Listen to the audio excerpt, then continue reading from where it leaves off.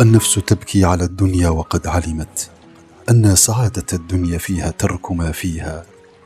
لدار للمرء بعد الموت يسكنها إلا التي كان قبل الموت بانيها. فإن بناها بخير طاب مسكنه، وإن بناها بشر خاب بانيها. أموالنا لذوي الميراث نجمعها، ودورنا لخراب الدهر نبنيها.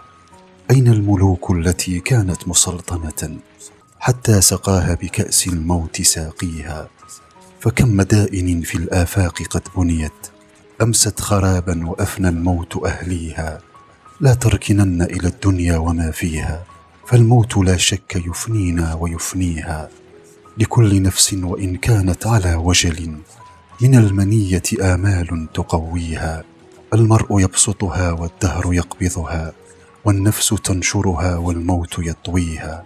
إنما المكارم أخلاق مطهرة، الدين أولها والعقل ثانيها، والعلم ثالثها والحلم رابعها، والجود خامسها والفضل سادسها، والبر سابعها والشكر ثامنها، والصبر تاسعها واللين باقيها.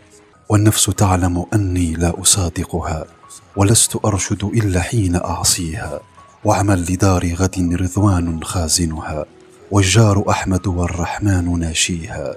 قصورها ذهب والمسك طينتها، والزعفران حشيش نابت فيها.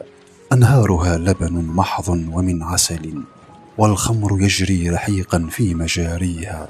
والطير تجري على الأغصان عاكفة، تسبح الله جهرا في مغانيها. من يشتري الدار في الفردوس يعمرها، بركعة في ظلام الليل يحييها.